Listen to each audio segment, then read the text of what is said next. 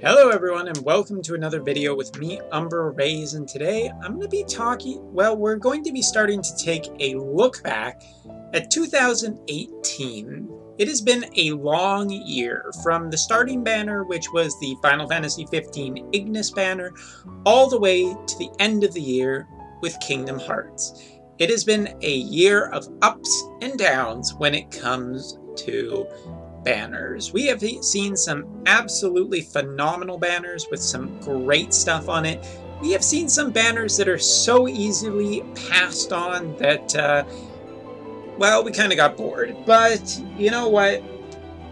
We're here to talk about a very specific type of banner, a banner that maybe some people just absolutely love to talk about, which is my top 3 saltiest banners in Final Fantasy Brave Exvius in 2018. That's right, I am going to be counting down the top 3 with incredibly messy hair, because why change anything? It's still 2018 and I still have a little bit time left to kind of continue on in with the same graphics, the same everything, although we're definitely keeping, we're keeping this visual for next year. I love this Japanese theme overlay. Also because I made it myself. Anyway, let's talk about the saltiest banners. And so at first, let's start off with, of course, the number 3 position. Number 3. It's still 2018, so it's totally okay. And that banner would be, of course, limited time units are a thing of beauty. There is something so cool to me about having a unit that other people later cannot get. Providing Alum doesn't rerun the banner with better rates and better things on it. And Valkyrie Profile was a big banner and a big collaboration banner for Final Fantasy Brave Exvius. It was a banner that I think a lot of people wanted, and especially on the JP side. And while I had really good luck getting Lenneth and pretty good luck getting Freya, this was the icy dagger in my heart. Good God. Arngrim was just not friendly to me. His banner was pretty damn cruel, just basically saying, no, you get 0. And let's be honest, Arngrim was basically a super TMR to me. I'm not crazy about the sprite at all. As a matter of fact, I've kind of even grown less fond of the sprite over time. I get it. He's a big sword. It's compensating. But yeah, I just did not like Arngrim, and looking at his kit, I really didn't like him. But Bahamut's Tear is a super TMR that is still very relevant today, even on the JP side, even with the massive power creep. This guy with, new Kingdom Hearts Cloud with this super TMR is potentially very, very damage dealing, because you just get an element, and now CG Lightning exists, who can debuff the Thunder element even more. Yeah, this super TMR was a point of pride for whales everywhere, or people who were very lucky. And me getting 0 of him, I mean, I still have Freya, so, but yeah, this was definitely one that made me feel quite salty, but I didn't put a ton of resources into it, so what could be worse than that? Well, moving on to number 2. And so number 2 is what is worse than not getting a limited time unit that could potentially power creep you, like just make you so powerful into the future? Well, I think one of the worst things of all is when you don't get a unit that you want, regardless of how good they are. I have this problem in Epic 7 right now, where there is a couple of characters that I really want. Ravi, as well as Visaria. Now, both of those units are actually super top tier, but I just like them for their design. I like them for their characters and whatnot. And yeah, it feels really bad. So coming in number 2 was the Volca banner. And yeah, Volca banner was one that specifically hurt me. Out of all the Veritas, Water Veritas, or Veritas of the Water, whatever her English name translated out to, or Gummy decided to change it to, Folka was the character, is just like my favorite. I love her in armor sprite. She was even like one of my top favorite characters of all time in Final Fantasy Brave Exvius, and definitely my favorite original Final Fantasy Brave Exvius character. So when Folka came to the game and I saw her animation, and it wasn't over-sexualized, and it just looked really cool, and it's a water element, and I needed to have this unit. And at the time, sure, I had 7-star CG Fina, and Folka wasn't necessarily the best healer out there, although with enhancements. Anyway, Folka was a unit that I really, really, really wanted, and I got really screwed on this one. This was one where this one hurt more than Beach Fina, because Folka was just, like, she was what I wanted her to be in terms of a sprite and everything, and I had been waiting for, oh, it's Fire Veritas, oh, it's like Earth Veritas, like, their CG versions. Give me my water, give me my CG water, and then it comes along.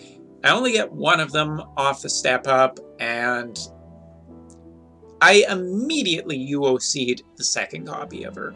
And it's not that I feel remorse about it or anything. I've gotten more Folka since, and there have been other ways to get Folka, easier, but at the time, this was one that hurt, because I just really wanted to get, 2, or if I'm really greedy, 4 of her, and this was the one where I had pinned my hopes. Can I just get lucky one time? And the answer was no, so shit. Anyway, now we move on to, of course, the big one, the number 1 spot, the one that I'm just trying to get to. There we go.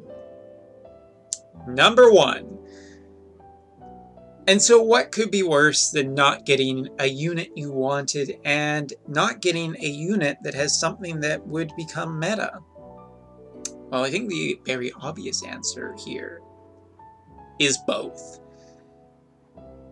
Dear God, this hurt more than any banner this year. Any banner with a failure or a 0% success rate didn't feel as bad as Regina has. Regina is a unit that, if you guys are from the global side and you're wondering, how important is this unit? So damn important. Regina has been the key linchpin in a whole bunch of strategies involving getting through incredibly difficult trials. And even though she's months later and they've tried to bring out a character that would be, the same, if not better, Regina truly stands alone. Regina is such a unique, cool kit. She is so powerful. She is just capable of dishing out so much damage, yet her kit is so unique and different that I'm almost convinced it was a mistake. For anybody who's wondering, it's basically like Lyra 2.0 in that it's such a different designed unit. Regina's kit is based around powering herself up and then giving a powerful attack, and then it charges her limit burst, and she uses her limit burst, but it debuffs her. But if you can prevent her from being debuffed, then she can just spend the next turn healing herself, and then the cycle repeats on a 3-turn, just dishing out massive amounts of damage to the enemy. Regina is so freaking cool. She is absolutely so cool. But it wasn't the fact that I only got 1 through the initial step up to my memory. It was the fact that I went chasing a second copy of her, got rainbows, they were all off banners, and then I spent months and months debating the value of just UOCing her. And I never came across a good enough reason, really. I just sat around and said, nah, she'll show up with my 3rd anniversary tickets. No, she'll show up with other tickets. No, she'll show up. Ooh, 5! Facelith. She's new. She's basically a Regina with Ice Element. I like the Ice Element. Let's get her. Oh, we got her. Oh, she's not as good.